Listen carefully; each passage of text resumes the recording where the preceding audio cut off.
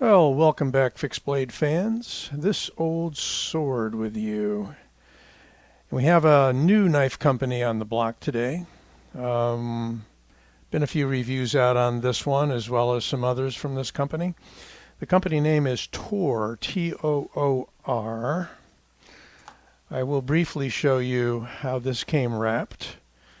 It was in this kind of a burlap-ish bag with a drawstring, and inside this box from Toor Knives, interestingly with straw inside and a frog lube. Haven't used frog lube yet. Here it's pretty good. Of course, this is not a folder, but it's also a protectant, so it's lubricant and protectant.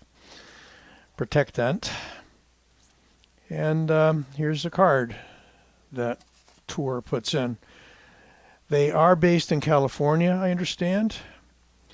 And I'm going to give you a quick rundown in a few minutes. But this is called the Jank Shank. So no mincing of words there, with the word shank in there. I find that Knife Center had a pretty good rundown on it, so I'll give you part of what they have to say.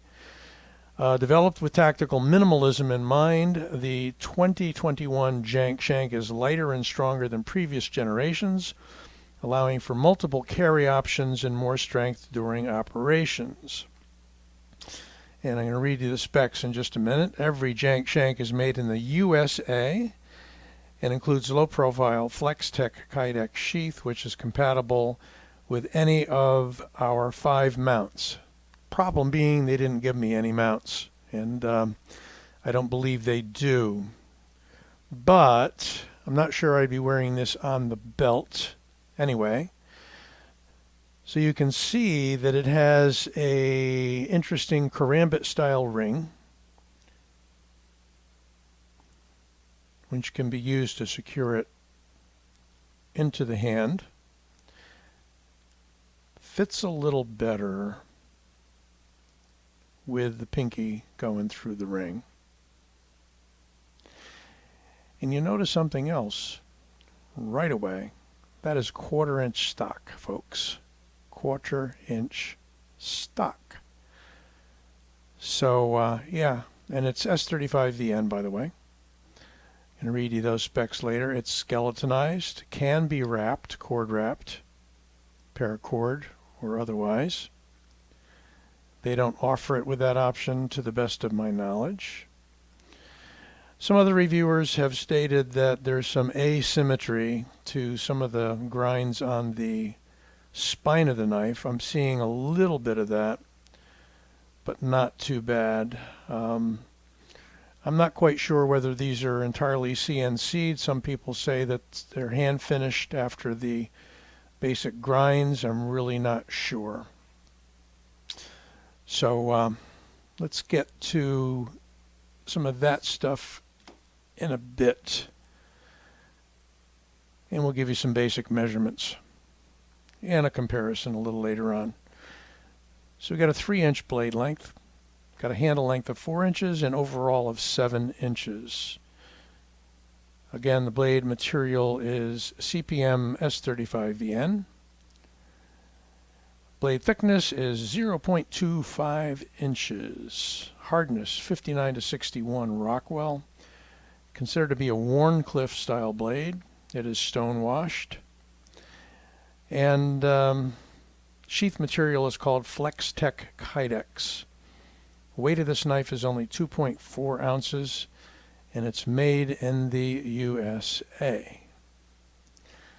So those are the specs. Here it is, alongside of my trusty Street Beat by Spyderco. Have roughly the same size overall knife. Next to Griptilian on the folding side. Griptilian's a bigger knife by about 1.5 inches overall. with its blade being about 3/4 of an inch longer. So much for comparisons. And we'll put the street bead away. And ergo-wise, for a minimalist knife, it's quite good. Even if I don't put my finger through the ring, there's a nice place for my thumb. Jimping is smooth, doesn't bite much at all. I'm not sure that the traction provided there is going to do you much good. Can be held. Let me back out a little. Can be held in the point down position, actually quite well. Although I need to stuff my finger through there a little more than I would with a karambit. If I hold it on the knuckle as you should with a karambit, it's also not bad. It's close to that 90 degrees that I like to see. If I stuff my finger all the way through, it trues up a little bit better. If you were to simply pull it out of the sheath quickly and grab the handle, you could still use it. You just let all the fingers go around it that way, and you've got a cross palm. Not a cross palm grip, but more of a saber grip. It's not going to be a fine cutting edge, because you can see they come quickly from this point on a rather narrow blade of a 1/4 inch stock down to that edge. And yet, it is shaving sharp as it is, although not as aggressive as a finer edge knife. The point is fine, comes down quickly from that 1/4 inch to a diamond-like taper. And I do find that the point is pretty symmetrical. It's just a little bit up in here where we have the chamfering of the blade spine that we run into some problems, and that's just a little bit off there. I think for the price point, they're coming in around $150, $160 or so. They could probably do a little better job. It does come with this Kydex sheath that's got sort of a leather-like pattern. I like it. It's a very thick stock. Not sure it needs to be quite that thick, but the way they got it set up, you have less risk of that point going all the way through if there was to be an impact. It is hanging on just by the guard there. Doesn't go in too far. That would allow you to wrap it and not have it run into any problems with the sheath. You do have a tensioner here, which you only see on some better sheaths and some better firearm sheaths, with a rubber O-ring in the middle. So I've adjusted that so that I can thumb it off, which is what I like to do if I carry this in a front pocket. So this is a great candidate for a front pocket carry. Not that long, it's only 7 inches. Very lightweight, it's all skeletonized. And a very decent Kydex sheath. Now you could add a belt loop to this if you have them, a tech lock, or what have you. It then becomes a bigger, bulkier package. You could hang it from one of the grommets here and make a neck knife out of it. Again, you'd have to adjust the tension here. What I think I'd like to do, because there's, at the tension I'm using, there's a little bit of rattle. It's not going to come out accidentally, by no means. But if I crank down on that and tighten it, the rattle goes away, but it becomes a major effort to get it out of the sheath. So I was thinking of heating this up with a heat gun, as I have with some of my Kydex, reforming it to hold on to that guard just a little better, and then loosening the tension so I got the best of both worlds. And if it's too loose, I can always crank down on the screw again. So as it is now, works great for me. Some improvements I'd like to see.